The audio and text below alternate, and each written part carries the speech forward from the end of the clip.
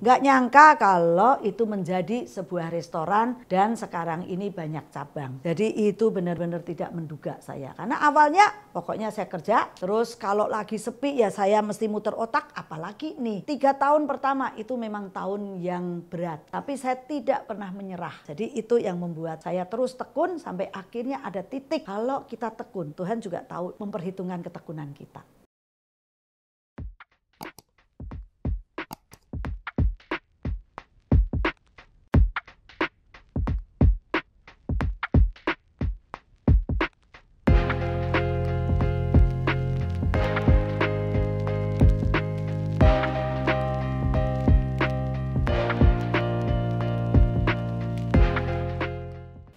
Halo semua, ketemu dengan saya Gary Kubun di Energi Kata. Dan tempat Energi Kata adalah tempat untuk kita bisa mendengarkan diskusi hal-hal yang bisa memberikan motivasi, kisah-kisah perjalanan hidup yang mungkin belum diketahui banyak orang. Harapan saya bahwa di tempat ini kita bisa mendapatkan banyak hal-hal baru dari narasumber yang luar biasa, terkenal, dan tentu pasti sangat menginspirasi. Hari ini sesuai janji saya mengundang seorang ibu, seorang wanita tangguh, dan beliau sudah bisa dikatakan tuntas dalam hidupnya.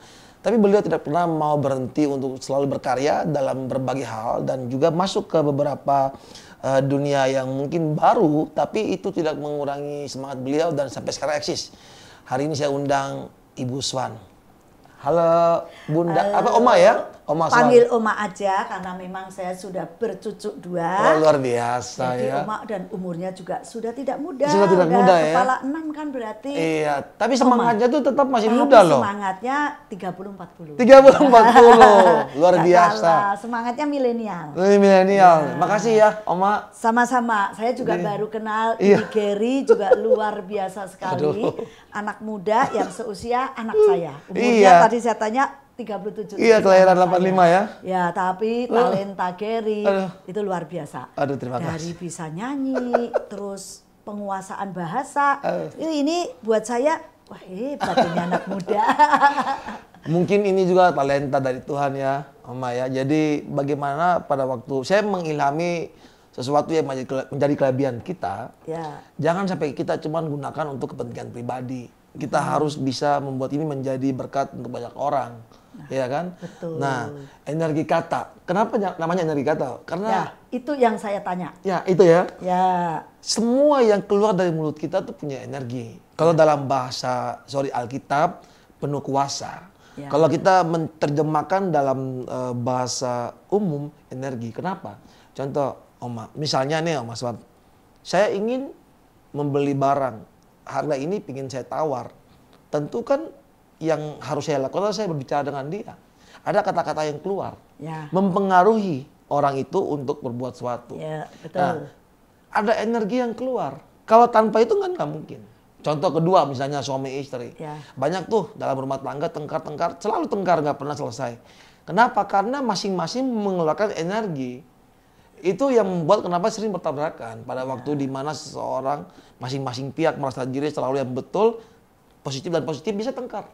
Jadi penyeimbang itu, tapi yang kita lihat adalah energi yang keluar, Ya. mempengaruhi, membuat orang. Jadi saya berharap bahwa energi kata nih, Oma, bisa diskusi-diskusi ini membuat satu hal yang positif. Membuat satu insight yang kayaknya, oh iya loh. Betul. Kadang-kadang setiap orang sudah punya masing-masing kayak filosofi hidup. Iya. Tapi kita harus mendengarkan orang lain. Betul. Karena mendengar itu membuat kita juga kaya. Betul. Membuat kita juga lebih lebih banyak pengalaman, begitu Betul. kan?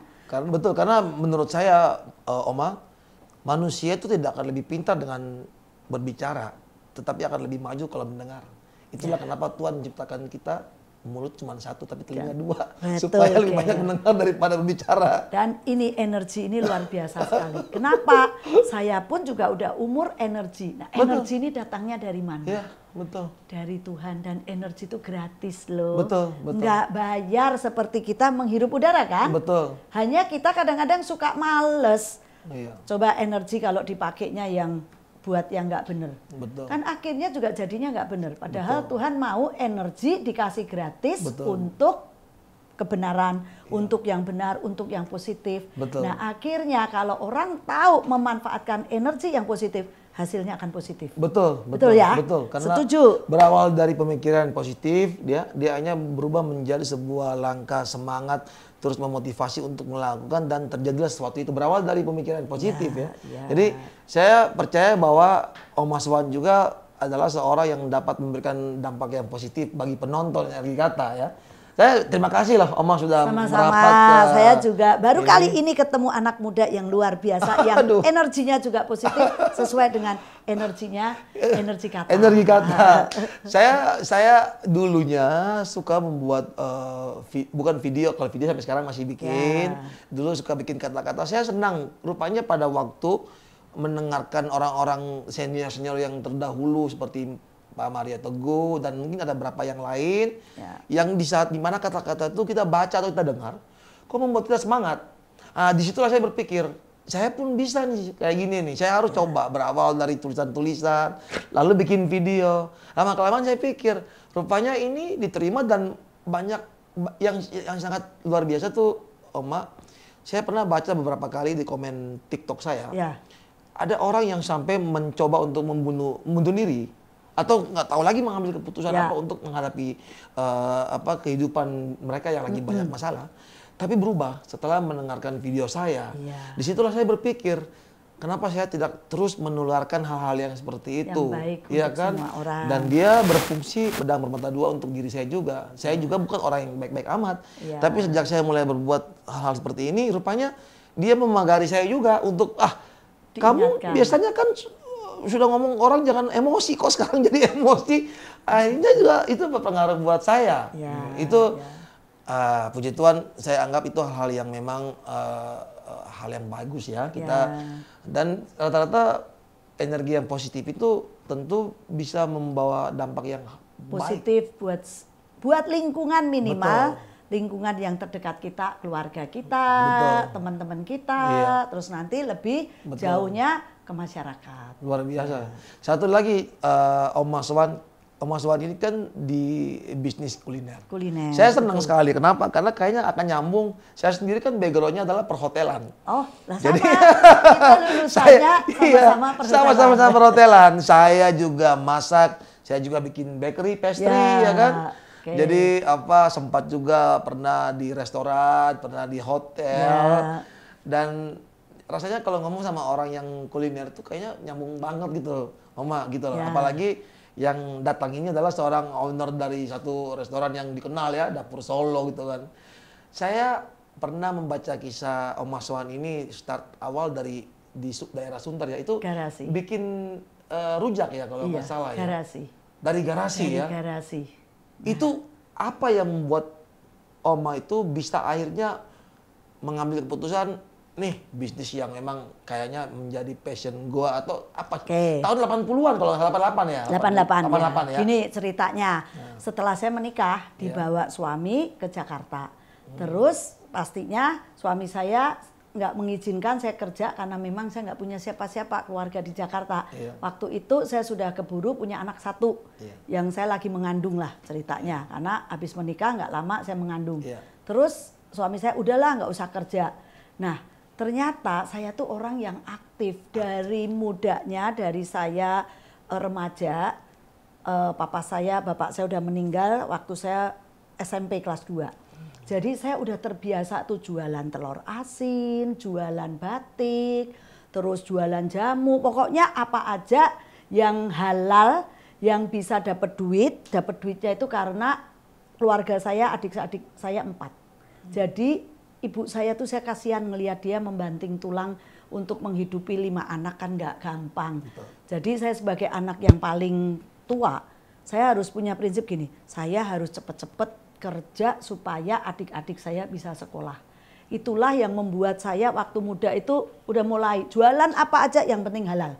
Kalau sekarang kan musimnya bisa jualannya di TikTok. Anak-anak muda yang remaja bisa cari duit dari TikTok, Instagram. Dulu nggak ada, jadi mau nggak mau saya harus kerja offline. Kalau sekarang bisa online. Nah itu yang membuat saya waktu setelah menikah Terus saya nggak kerja ngapain ya, padahal saya lulusan pariwisata perhotelan. Suami saya nggak kasih saya jadi guide atau tour leader. Ya sudah, di rumah. Nah, hobi saya adalah makan rujak. Jadi karena daripada saya tiap hari beli rujak, saya hitung 300, sebulan udah hampir 10.000, 15.000 gaji suami waktu itu baru ratusan ribu. Wah sayang lah, udah kenapa saya nggak jualan rujak? Untuk kalau nggak laku ya saya makan sendiri. Itu awalnya. Nah modal rujak apa? Ulekan. Ulekan siapa yang nggak punya sih? Nah, semua orang juga punya. Semua di rumah tangga punya ulekan. Nah dari itulah saya punya tabungan 100.000. Saya pakai buat beli gilingan es, terus blender saya punya. Jadi jualan pertama di garasi es jus dan rujak. Nah tapi jatuh bangunnya kalau namanya jualan di perumahan, ya pasti ngalamin 3 bulan sepi. Nah disitulah kalau ini buat anak-anak muda, temen-temen nih ya, terutama anak-anak muda yang baru mau merintis bisnis, nggak usah muluk-muluk, nggak usah utang pinjem dari pinjol untuk bisnis. Bahaya. Karena itu bahaya sekali. Dari apa yang ada dan apa yang kalian suka. Betul. Itu yang paling bisa bertahan lama. Saya suka makan rujak, nggak laku. Taruh di kulkas, makan sendiri. Atau buat besok bisa. Nah waktu itu saya cuman punyanya sepeda. Nggak punya sepeda motor. Sepeda ontel itu loh. Depannya ada keranjang.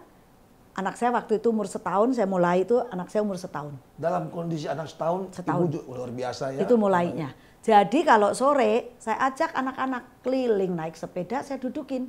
Di keranjang sepeda saya bagi-bagi brosur. Karena waktu itu kan saya tinggal cuma di perumahan. Orang mana tahu, belum ada sosial media, adanya cuman waktu itu juga HP yang gede tuh loh, belum ada yang pakai pager atau apa. Nggak bisa, kita promosi ya mau nggak mau selebaran.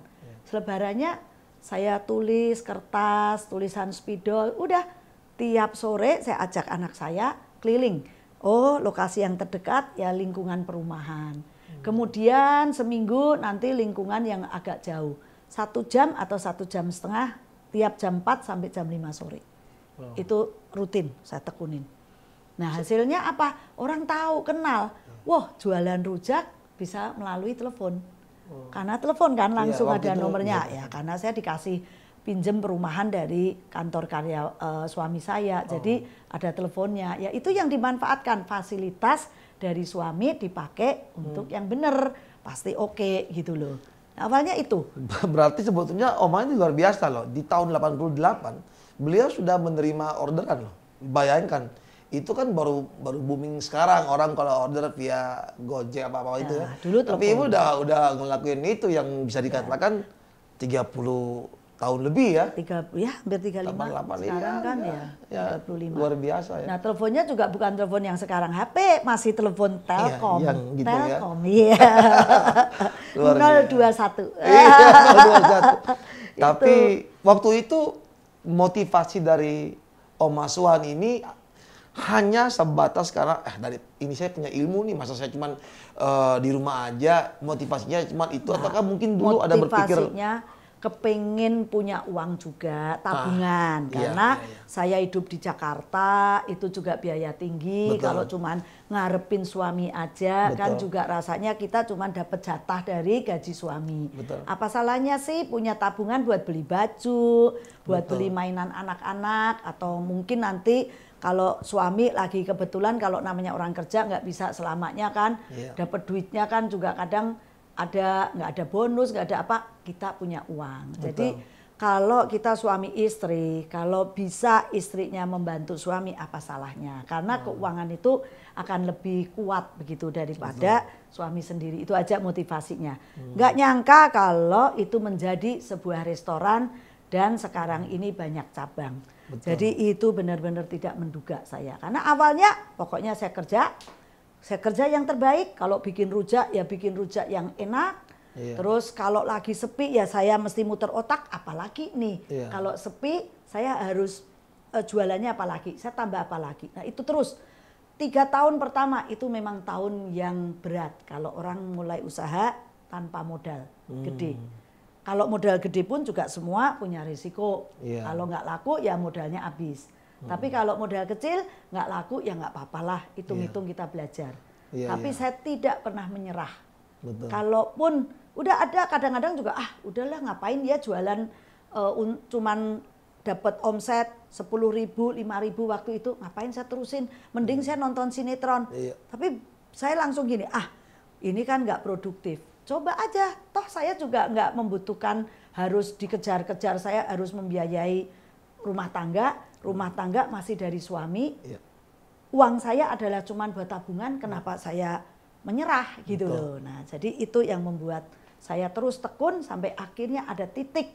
Kalau kita tekun, Tuhan juga tahu memperhitungkan ketekunan kita. Wah, itu wah. di situ.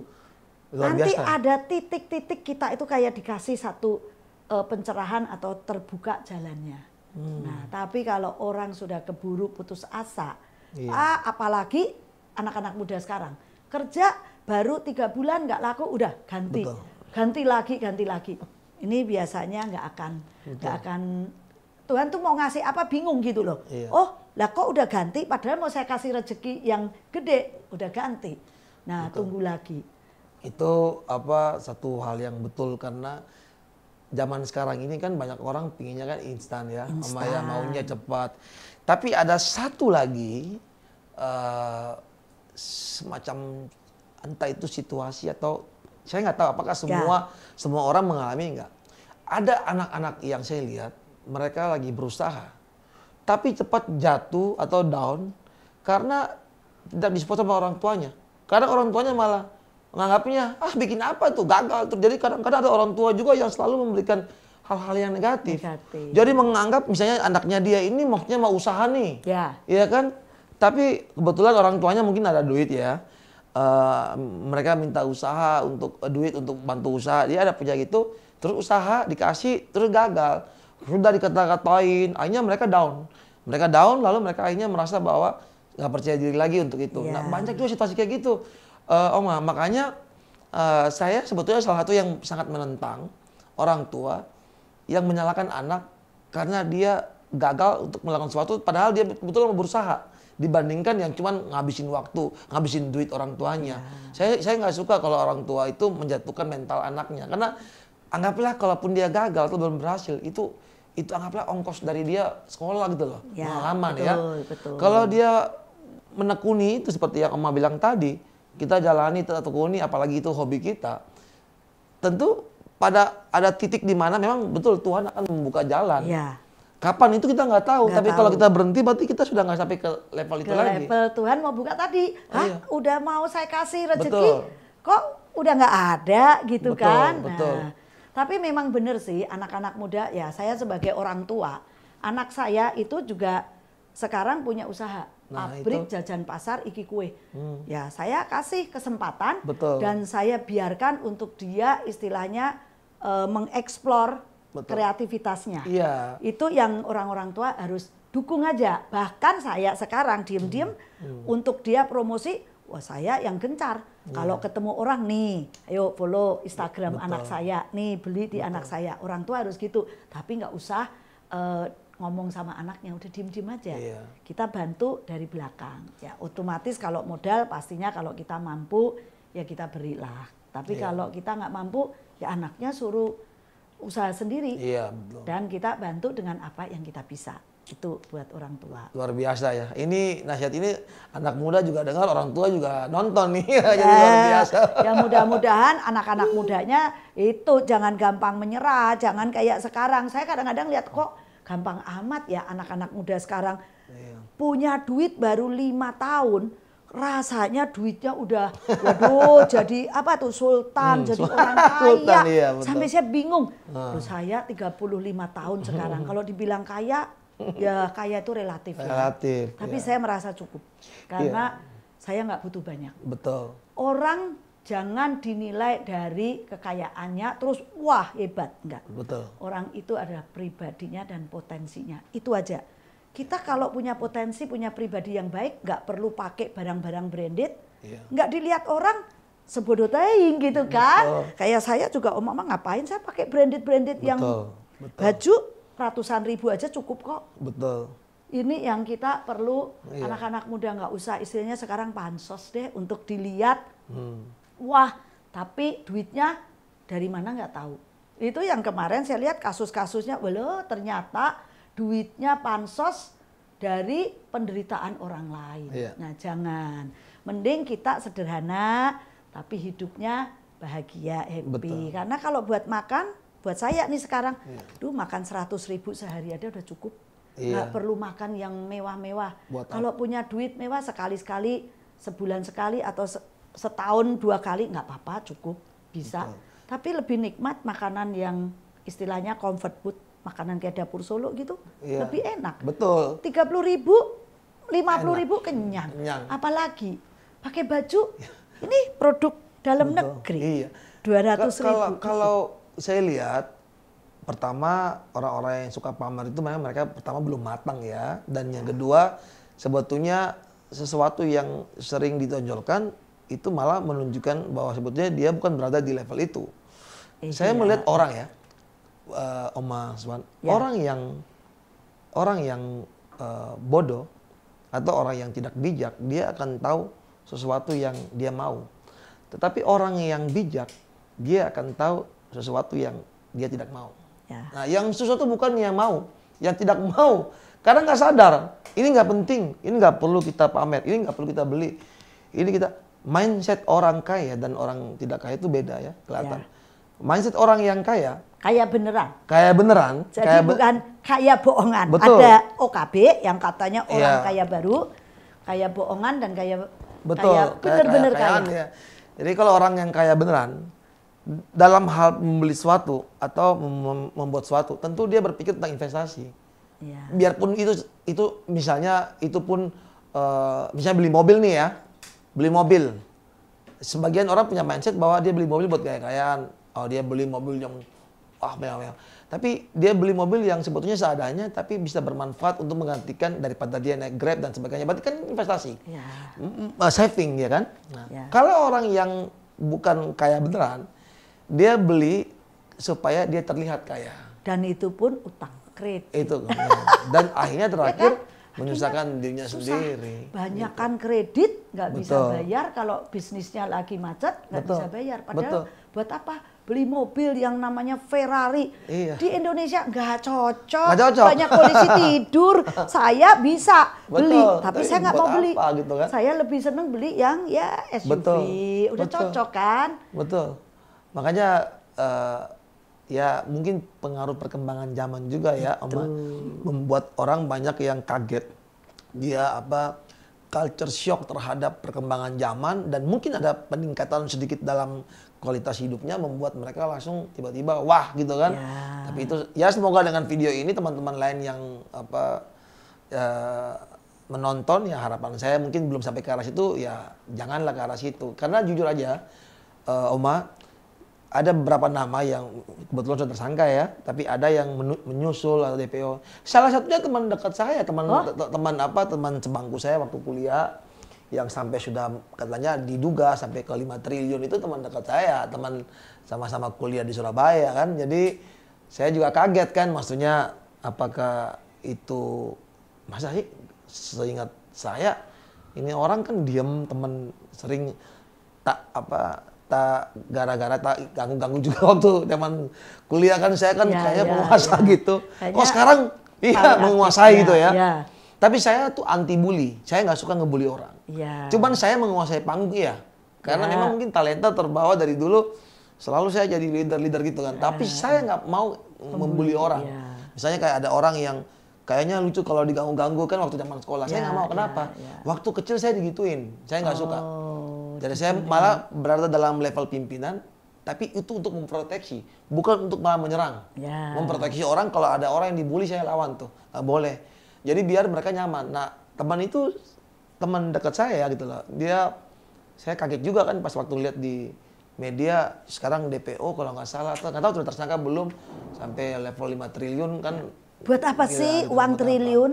Uang itu. Triliun tuh buat apa? Karena uang itu tidak menjamin kebahagiaan. Iya, betul. Betul kan? Betul. kita hidup secukupnya. Apalagi nih ya, saya setelah ngerasain pandemi ini sebetulnya. Pandemi itu membuat kita itu meriset kilometer kehidupan. Kalau dulu orang kayaknya dikejar, wah mau kaya, mau kaya. Padahal setelah kita pandemi lihat, nggak bisa apa-apa. Nyawa nggak bisa dibeli dengan uang. Betul. Akhirnya. Dan yang saya rasakan ternyata secukupnya hidup, kita syukurin apa yang kita punya. Saya syukurin saya sehat, terus saya bisa makan yang makan di kaki 5 pun juga saya syukurin, itu udah cukup loh. Pandemi itu membuat kalau kita melek nih, kita harus istilahnya nggak usah deh pansos-pansosan atau mau sekaya triliunan. Triliun itu kalau bisa itu bonus, pasti ada orang yang bisa triliunan.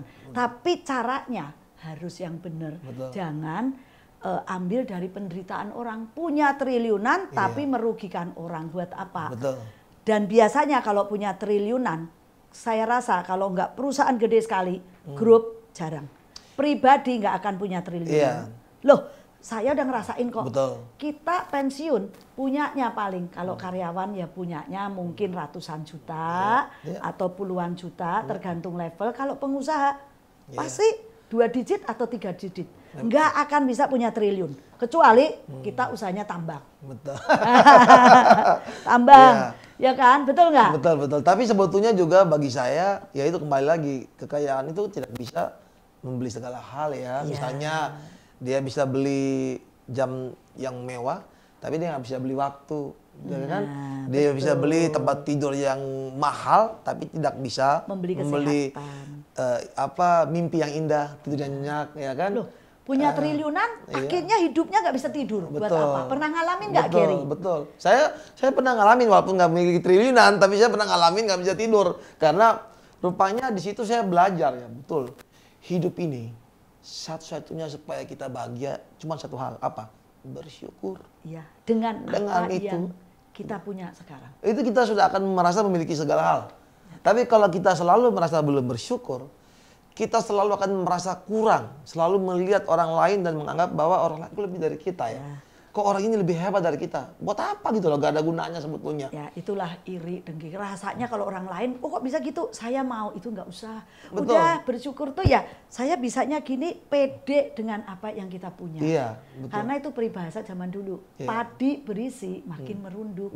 Tong kosong berbunyi nyaring. Jadi kalau orang yang nyaring bunyinya, biasanya kosong.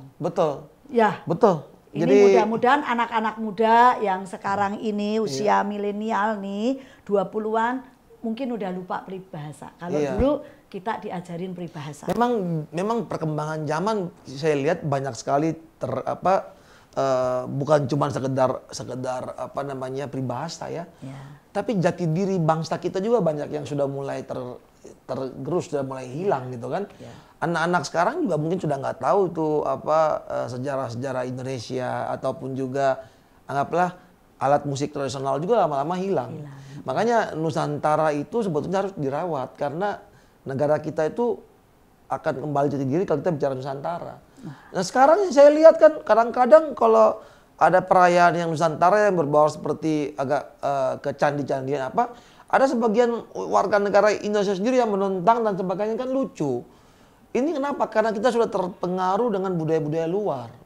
Padahal kita ini orang Indonesia, seharusnya kita bersyukur bahwa kita punya budaya sendiri. Dan budaya Indonesia itu luar biasa gitu loh. Kulinernya, budayanya, terutama orang-orangnya. Loh, orang Indonesia itu sebetulnya orang yang ramah, tamah, baik hati, betul kan? Ibu bayangkan apa yang dikatakan oleh Soekarno pada zaman dulu. Itu betul-betul. Kalau kalian mau tahu Indonesia itu seperti apa, manusia Indonesia seperti apa, pergilah ke luar negeri. Baru kalian bisa lihat bagaimana orang luar negeri dan kita orang Indonesia. Orang luar negeri itu kayak robot. Dia nggak peduli sama orang samping kiri samping kanan gitu kan. Tapi kalau kita orang Indonesia, ada apa-apa kita cepat. Kemanusiaan kita tuh muncul. Dan itu cuma ada di Indonesia. Mohon maaf, negara sekitaran kita seperti Malaysia, Singapura sama sudah nggak ada kayak gitu. Indonesia saja yang di tengah jalan ada masalah langsung sama-sama punya ini. Masih nyapa, masih saya halo selamat sore Bu, apa-apa. Kalau di luar negeri sudah nggak ada. Makanya Soekarno pernah bilang, Bung Karno tuh pernah bilang bahwa kalau mau tahu bahwa Indonesia ini adalah surga manusia, pergilah ke luar negeri baru bandingkan. Betul itu. Dan memang betul. Betul. Oma juga ngerasain. Iya kan?